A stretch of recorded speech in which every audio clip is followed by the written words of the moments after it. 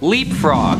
This spring-loaded villain appears in the What If that has Aunt May gaining Spider-Man's powers instead of Peter Parker. And before you jump down my throat, Leapfrog does appear in other comics first, I know this, actually first showing up in Daredevil number 25, but this iteration of the character is clearly meant to be more slapstick and ridiculous than he normally is, which is saying a lot, considering this must be one of the silliest villains in Marvel. But case in point, his first appearance in this What If issue shows him crashing through a brick wall and just swearing at everybody, screaming expletives as he bounces past a group of civilians and a news reporter. He ends up in a battle with Aunt May's Spider-Woman and gets thwarted by nothing other than a stretchy mass of dough that Aunt May uses to lasso him into a tree. He's just clearly such a dumb villain and appears for what I could only imagine was comedic value to the already hysterical What If issue. Number 9. Ghost Grandpa. While technically Ghost Riders are supposed to be heroes, this one doesn't seem to be too nice in terms of the brief glimpse that we see of him. And it's because of that I decided to include him as a kind of like a low-key villain.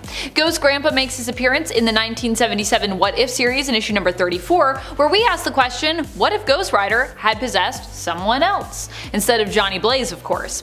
The answer allows us to take a look at a few different candidates, including Ghost Skater and Ghost Baby, but while both talk about punishing evildoers and getting vengeance, Ghost Grandpa only seems to be interested in getting revenge on his nurse for delaying his glass of warm milk. Number 8 is Wolverine, Lord of Vampires. This villain is bizarre because it's the embodiment of a character we've all known forever, but who doesn't really exhibit any of his typical traits. In What If number 24, Wolverine takes on the Lord of Vampires, who tries to bite him to turn Wolverine into a vampire himself. And since Wolverine was too badass to simply be turned into a vampire, he decides it's only in his character to kill the guy. And he does, but what happens when you kill the Lord of Vampires is that you take on the title yourself. And this is when Wolverine starts to change into a very strange version of himself. Right away, Wolverine starts turning his former friends into vampires, with his demeanor totally shifting as he uses like mind control powers on them,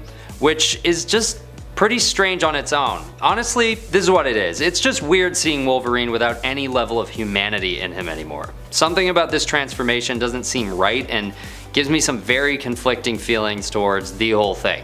Although I gotta say, he does turn out to be pretty powerful Lord of Vampires. He even takes out Doctor Strange in a harrowing battle, which says a lot for Wolverine on its own. This suggests that his power level is pretty heavily increased after getting the title of Lord of Vampires. Doesn't change the pop collar and bat-eared hairdo though. This is a list about weird villains, not powerful ones. Although he might end up on both, he still ranks on this one for sure. I mean, just look at him. Number 7. Scorpina. Scorpina was known for being one of Rita Repulsa's most capable enforcers in the television show Mighty Morphin Power Rangers, and the same can be said for her comic book counterpart. In fact, I'd even say that Scorpina is a bit more ruthless in the comics, in my opinion. She ends up becoming a somewhat reluctant and sassy ally later on, but starts out as a strong and menacing villain to the Power Rangers. Scorpina is known for her determination, expert fighting skills, and her intelligence. She initially is presented as a major enemy for Tommy Oliver, the Green Ranger, as he struggles to fight against Rita Repulsa's influence and hold over him. Scorpina would also go on to work alongside Lord Draken, the evil alternate future version of Tommy, and would later succeed him as the leader of his army. Danger. This villain is definitely a weird one. It's basically just the humanoid form of the Danger Room, a highly sophisticated computer interface that the X-Men used to train. But in 2009's astonishing X-Men number 9, the Danger Room comes to life and takes on a humanoid form that calls itself Danger. Although I know this isn't a What If issue, in 2010's What If Astonishing X-Men number 1, Danger gets a more focused storyline, and it's even weirder than you might expect. Basically, Ultron somehow catches wind that Danger has come to life and falls in love with her. They become a couple and go on a murder spree, killing all the X-Men and then eventually Professor X himself. Then they take to the cosmos and continue to kill all the organic life forms in their path, until they finally establish their own intergalactic empire. It's later pondered by the Watcher that if Professor X had only listened to Danger when she declared that she had gained sentience, she wouldn't have been so inclined to take him down. It's sort of a cool message about the dangers of AI, but first and foremost, it's just a weird antagonist in this What If issue. The Danger Room gets married to Ultron.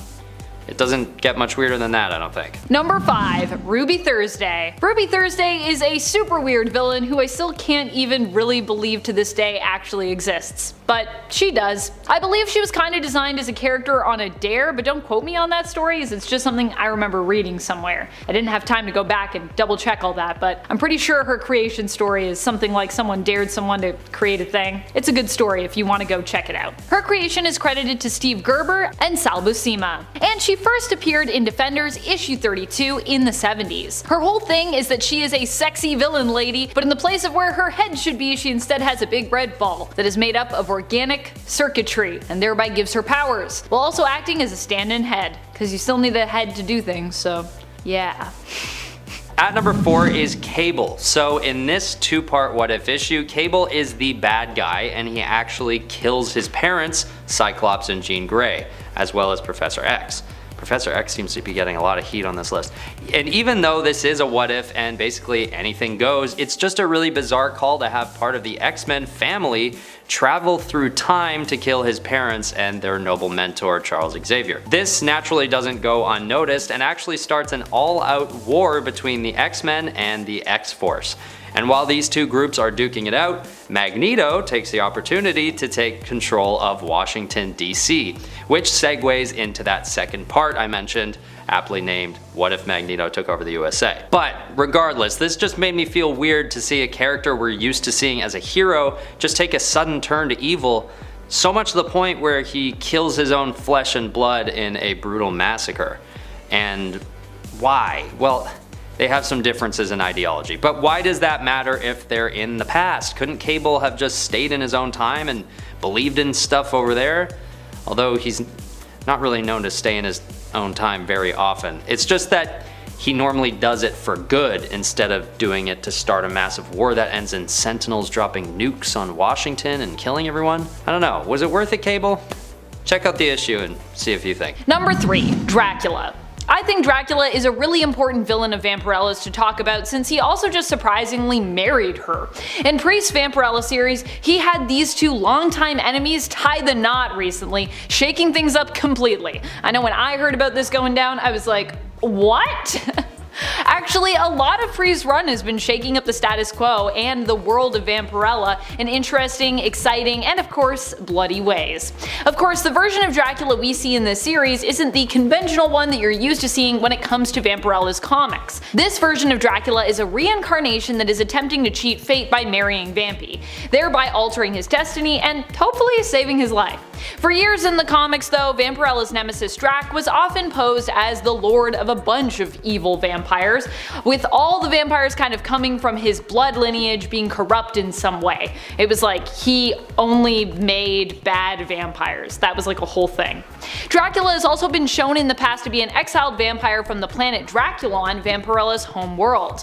Of course, Dynamite isn't the only publisher to feature Dracula. While we might be focusing on the Vampy version and his long history there, Dracula has also appeared throughout multiple different series spanning across various different publishers. And if you're like, man, but I already knew about Dracula, I don't know if you knew about his connection to Vampirella, but now you do! Yay! Number 2 is Dazzler. In What If number 33, the question is asked, what if Dazzler had become the Herald of Galactus? These days, Dazzler is known to be a relatively stagnant member of the X-Men and doesn't usually get a lot of mention in the mainstream. Sorry Amanda, Amanda really likes Dazzler. However, in the 80s, it was a totally different story. Right before this issue of What If in 1981, Dazzler is taken on by Galactus as his herald, but only to complete a quick mission to retrieve his original herald. Then she goes back home. But fast forward 1 year later to 1982, and in this What If, the situation is revisited again, but in this case, she stays as his herald and actually becomes one of the most powerful villains in all the cosmos. The Herald of Galactus is an individual imbued with part of Galactus's power cosmic, and their job is to fly around the cosmos and look for planets for Galactus to consume. So it's a pretty big deal to be given the title of Herald, both for the one who's selected and for the people of the cosmos, because if you're doing your job right as a herald, you'd best believe you're ruining and ending the lives of countless others. So, For Dazzler, of all the heroes to be taken in by Galactus and given this responsibility, it just leaves me with a weird feeling in my gut. Like, why would a character that barely wants to be a hero and only really wants to sing, like why would they take on the job of Herald of Galactus? The answer does lie in this issue, but it's still a bit confusing and maybe a bit out of character for Dazzler, which is why I put it at number 2. Number 1. Suzy Richards. In issue number 30 of the 1989 What If series, Suzy, Reed and Sue's second child, becomes the villain. Suzy is obviously meant to be a stand-in for Valeria Richards, who we have now, their daughter, who has a weird history where she was kind of both the oldest and then like the youngest child of the fantastic duo. It's confusing, but don't worry about it. In this version of the story, she is most definitely just the younger, but despite being the younger sibling between her and Franklin, she still terrifies her brother, who in the main continuity was once known for insanely powerful reality warping abilities. Although I don't think he has those in this reality. But anyways, you know you're scary when you're scaring Franklin. Even a young Franklin. Suzy is an evil little girl who it turns out was possessed by a hellspawn that came from the negative zone.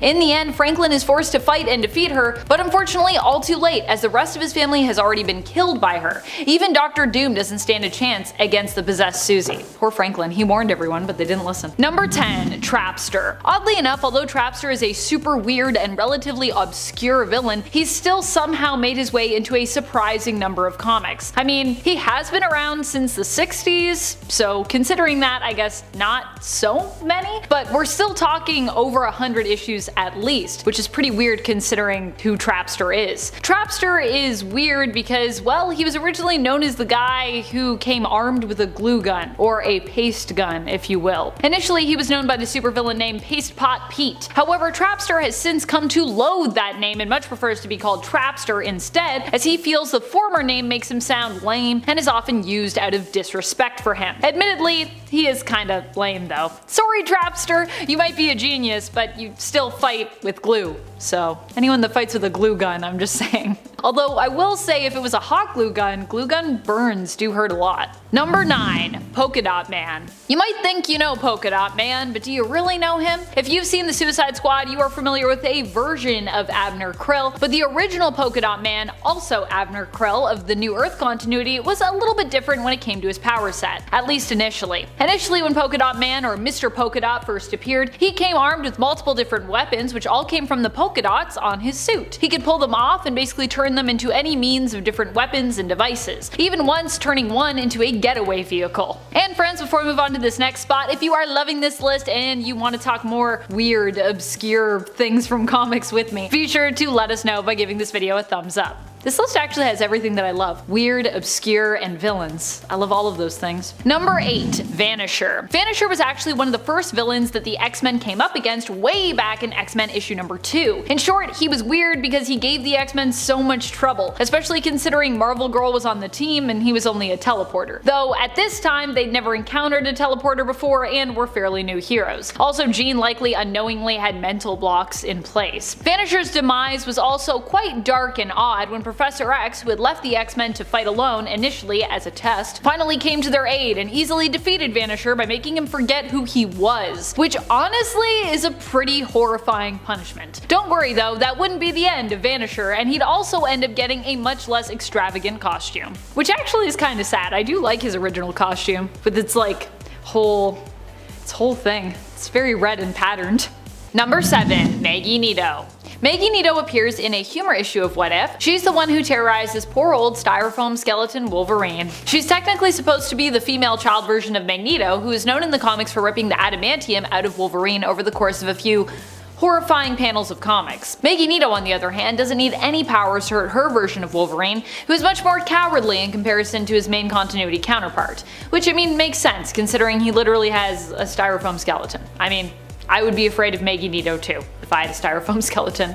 Also, just in general, she seems like a mean little girl. Number 6. UNUS the Untouchable. Another villain who almost foiled the X-Men in their early days was UNUS. UNUS the Untouchable was a mutant who couldn't be touched by those who would do harm to him, making him seemingly invincible when he first came up against the X-Men in issue 8. His power was also weirdly specific as it didn't repel all things from him, and mainly seemed to target those who fought against him and projectiles that would do him harm. Beast was the one to help defeat him him when he learned of his true nature in a wrestling match against him. This was during a brief moment when Hank McCoy left the team. When UNUS turned to a life of crime, Beast was the one to stop him by creating a device that intensified his power, causing everything to be repelled from UNUS, including food. Starving, UNUS eventually agreed to stay on the straight and narrow, and Beast returned his power levels to how they once were, allowing UNUS to return to his wrestling career. Number 5. Violator. Violator was always an indie villain that haunted my nightmares as a kid.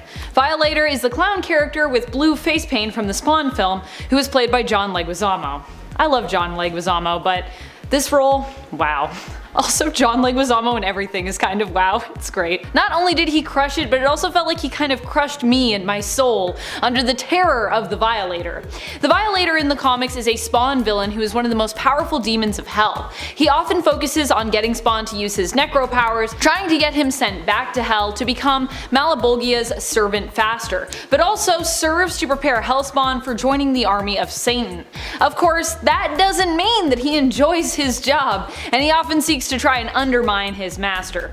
Violator is basically immortal as well. Despite dying many times, he's often reanimated shortly after in hell, only to return to torment Spawn some more.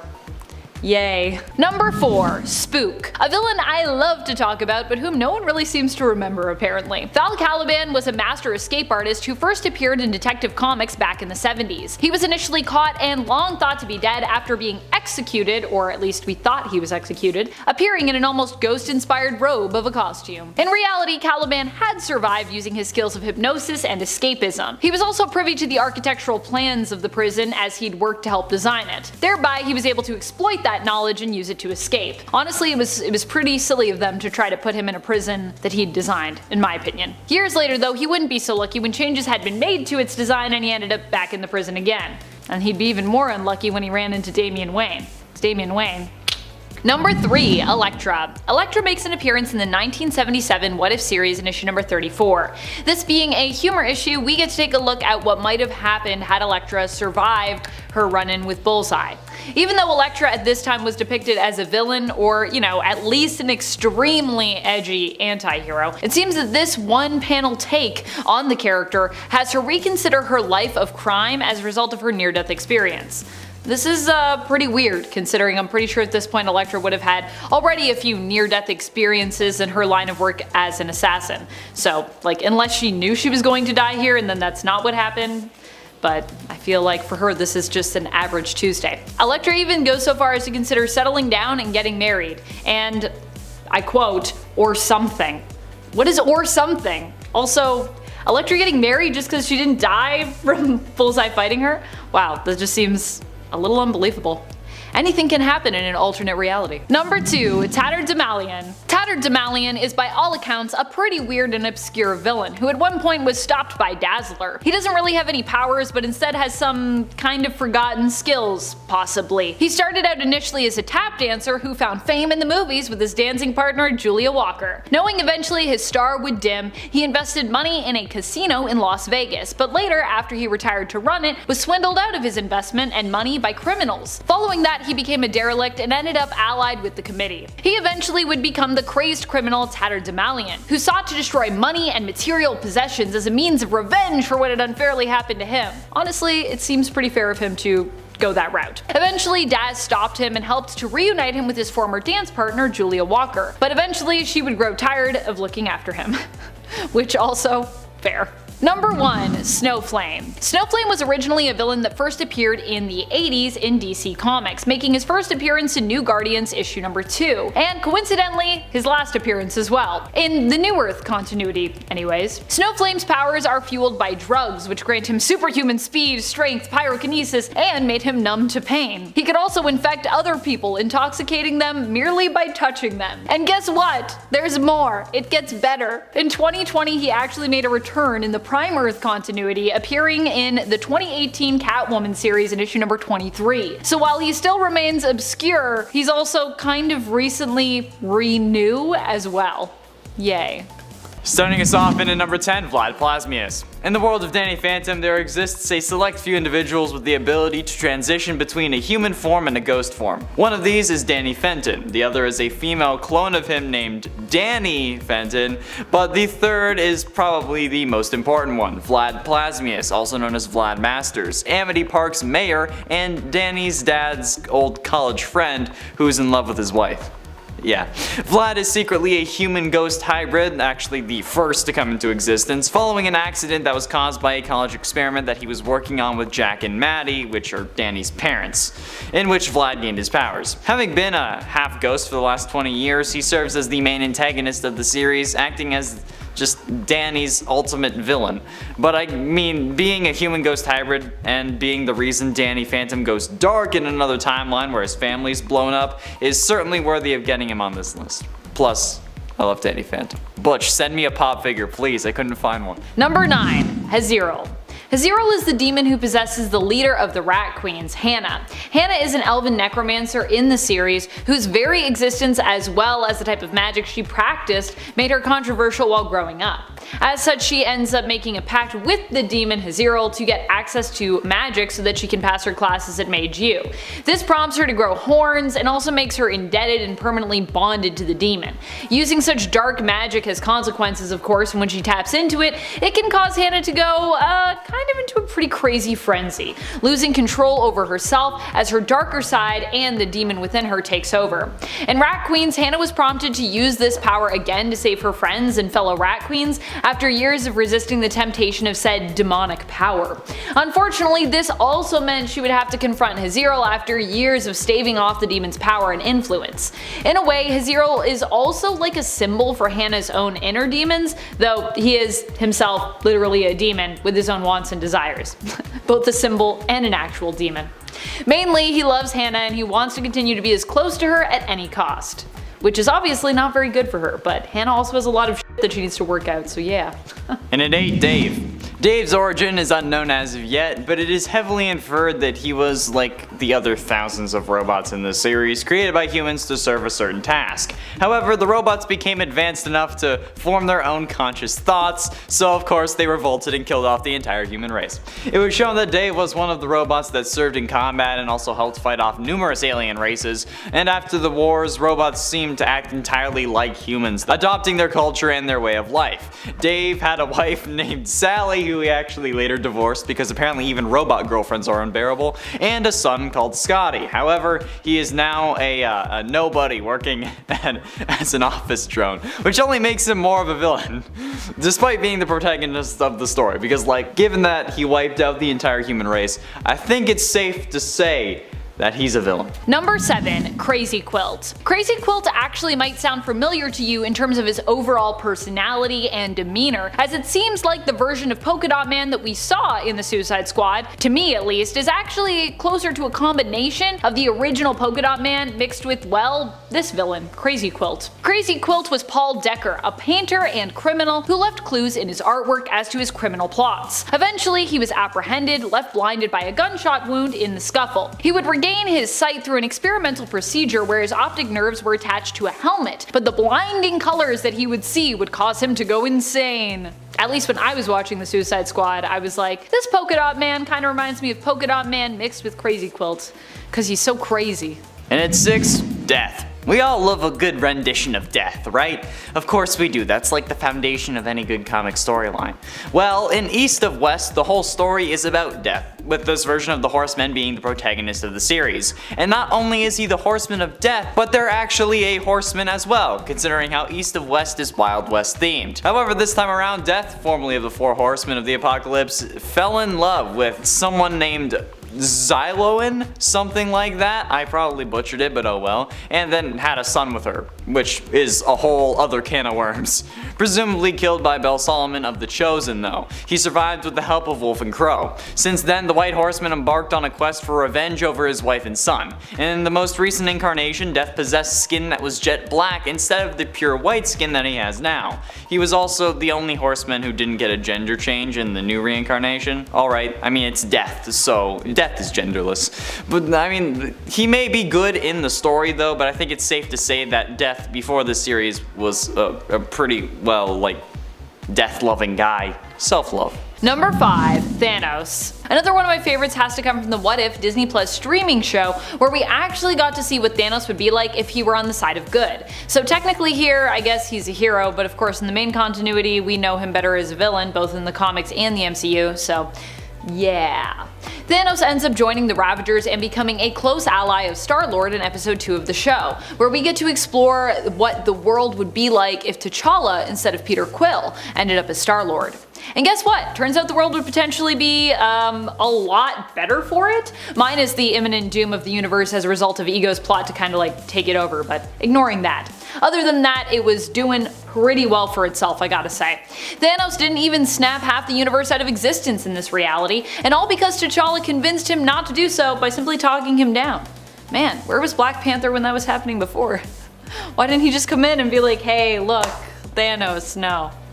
Maybe he's gotta travel in space before he can have those conversational skills, maybe that's why? In at 4, Nemesis. At the start of this series, the supervillain Nemesis destroys a building in Tokyo, killing a SWAT team and a police inspector. In Washington, D.C., the FBI informs Metro Police Chief Inspector Blake Morrow that Nemesis is targeting him next. Haha. Wonderful. He is given a card reading Black Morrow, March 12th at midnight, flatline still counts. Morrow has his family put in protective custody, and then Nemesis hijacks Air Force One over the District of Columbia, taking the United States president hostage and crashing the plane. Nemesis makes an international broadcast, revealing the president as a hostage in front of him, and then finishing it off by saying, "It's time you hail your new chief." Nemesis reveals to his henchmen that his real name is Matt Anderson, and his father had committed suicide after Morrow tried to imprison him for hunting runaway teenagers with his rich friends. Bored of well behavior and less excitement, Anderson traveled around the world to learn the ways of crime, hoping to fulfill his mother's dying wish to have Morrow killed. So I think you can understand that this guy is pretty messed up and a powerful villain. Number 3. Gaggy. Gaggy was the sidekick of Joker. Before there was Harley Quinn, there was Gaggy. Although to be clear, Joker and Gaggy were not in a romantic relationship. Just thought I'd point that out. They were simply partners in crime. In fact, when Harley did start coming around, it was later revealed that Gaggy actually became jealous of her, and even that she was perhaps the reason for Gaggy's fall from glory in the Joker's eyes. At least that was how Gaggy saw it. He basically blamed Harley for all of it. More recently, Gaggy made a reappearance in the Batman 3 Jokers limited series, but sadly, he was killed off in that book, being eaten by a Joker shark. R.I.P. Gaggy. I love how Gaggy came back and then they were like, he's dead. I was like, oh, okay. Bye. Penultimately, in at number 2, Overlord. A superpowered crime lord who operates out of Chicago, he is the archenemy of the Savage Dragon and the leader of Vicious Circle. There have been 3 people who had this mantle though: Antonio Seghetti, who I keep trying to call Antonio Spaghetti, Victor Nixon, and Flash Mercury. Antonio Seghetti grew up in Chicago around the time of Al Capone and became fascinated with the mafia way of life. When his sister was being in an alleyway, the 8-year-old Seghetti stabbed the man responsible and claimed his first victim. This act led to a life of crime, and he soon came under the wing of a man who would become Octopus, whilst also rising up through the ranks of the mafia. Once he had reached a position of authority in the mafia, Seghetti vowed that he would never lose his power, but his position came under threat when a superpowered freak became the dominant figures in Chicago's crime sector. Seeking resources and methods with which to cement his leadership position in Chicago, Seghetti forced alliances with the Nation of Lieberheim and cyber data organizations, and as well became Overlord, because that's what you do. Number 1. Lady Death. Because, you know, one comic book version of Death wasn't enough, so we had to do another one. Lady Death is one of the most powerful female supervillains out there, as she is literally the embodiment of death. And if you think you know about this Lady Death, you might not, because we're not talking about the one from Marvel. She hails from the bad girl comic days, where it was trendy for female characters to be bad, whether that be bad as anti-heroes, full-on heroes, or villains. In Lady Death's case, she was mainly known as a villain. She first debuted with Chaos Comics, but has changed publishers since her initial appearance with them. Lady Death originally was the beautiful and sexy woman who seduced Ernest Fairchild into becoming a full-on psychotic killer, who would later become known as Evil Ernie. As such, her first appearance was in Evil Ernie issue number 1 in the original black and white 1991 series. The Evil Ernie War of the Dead series finishes with Ernie managing to kill everyone on Earth in order to win Lady Death's favor. He does so by instigating an all-out nuclear war, ending the story with a mushroom cloud, and then ending the story again with a mushroom cloud of his face. This Evil Ernie never dies.